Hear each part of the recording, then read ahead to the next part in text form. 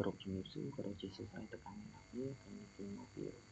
បង្ហាញពីរបៀបនៃការ install file server ក៏ដូចជា quota នៅក្នុងកម្មវិធី VMware ទាំងអស់គ្នាជាដំបូងអ្នកគ្នាចូលមកកាន់កម្មវិធី VMware ហើយអ្នកគ្នាមកទៅលើ server manager ដើម្បីយើងធ្វើការ install ទៅលើ file server resource manager អញ្ចឹងអ្នកគ្នាគ្រាន់តែ click កន្លែងនេះក៏បានអ្នកគ្នា add កន្លែង add row and feature ក៏បានអញ្ចឹងខ្ញុំសូមធ្វើការ add កន្លែងមកនេះដូចគ្នាទេអញ្ចឹងអ្នកគ្នាគ្រាន់តែ next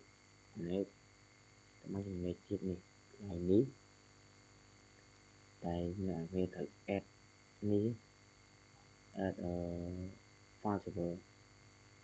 អញ្ចឹងអ្នកគ្នាពាក្យ file server ដូចយ៉ាងខ្ញុំដូចជាគូជាស្រ័យជាគូឬមួយគឺខ្ញុំទៅចង់ click ជាស្រ័យខ្ញុំហៅមើលឃើញចាំតិច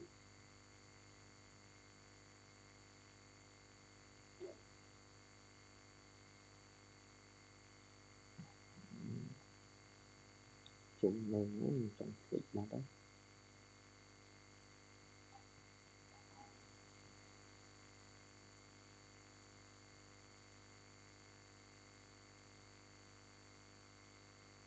វាគឺនៅម្ដុំនេះឬមួយក៏នៅក្រោមនេះចង់ click ទៀត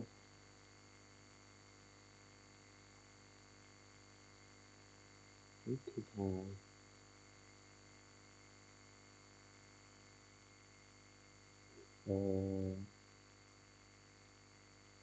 ជុំនេះខ្ញុំសូម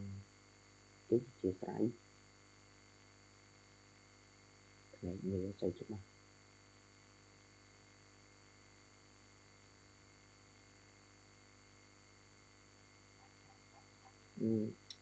ចឹងវានៅក្នុងម្ដុំនេះអ្នកគ្នាក៏ចុច install អីហើយទៅ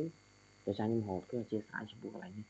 ចឹងអ្នកគ្នាគ្រាន់តែ install អា file server resource manager នឹងហើយដូចជាការស្រេចទេអញ្ចឹងអ្នកគ្នាគ្រាន់តែបើកវានេះយើងចុចលេខខ្លួននេះ file server resource manager អ្នកគ្នាក៏ click ហ្នឹងមកដើម្បីអ្នកគ្នាបង្កើត quota ដូចជាឲ្យវា access ឲ្យចូលនៅក្នុងហ្នឹងនេះហើយអ្នកគ្នាចុចមើលកន្លែងនេះមកហើយអ្នកគ្នាឆ្លៃទៅលើ quota នេះ quota ខ្ញុំបានបង្កើតអញ្ចឹងអ្នកគ្នាបង្កើតដំបូងអ្នកគ្នាត្រូវ create នៅកន្លែង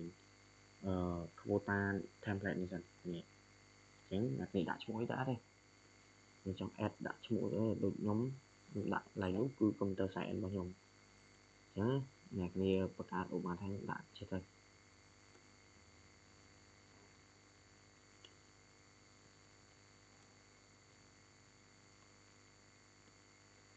នេះ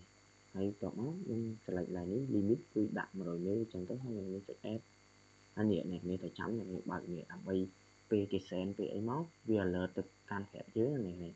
ក៏ click មកហើយ click OK មករួចជាការស្រេចអញ្ចឹងអ្នកគ្នានឹងបាន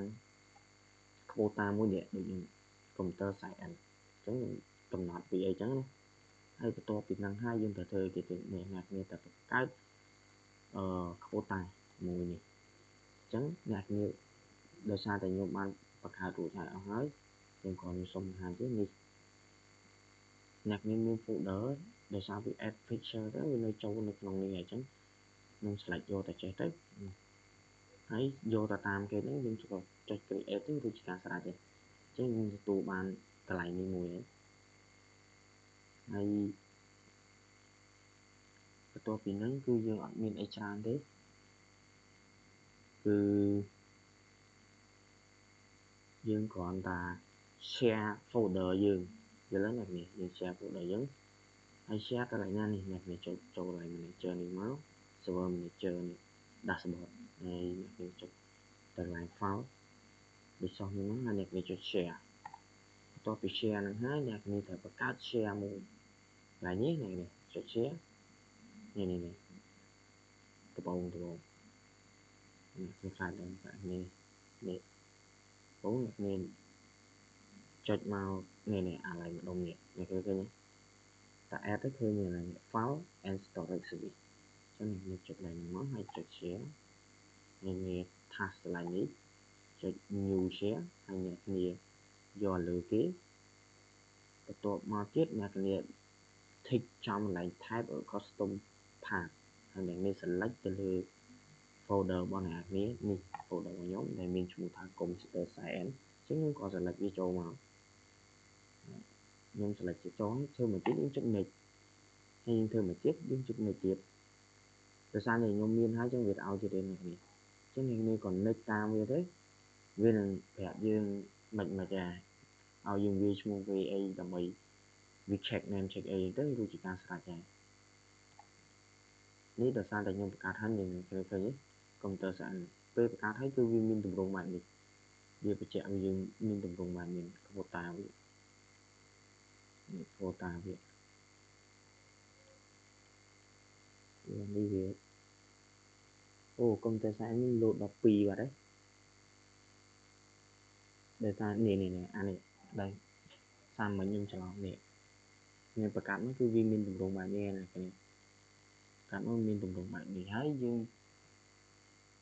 ចូលទៅកាន់នេះរបស់យើងទៅclient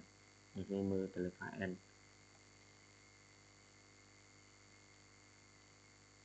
ហ្នឹង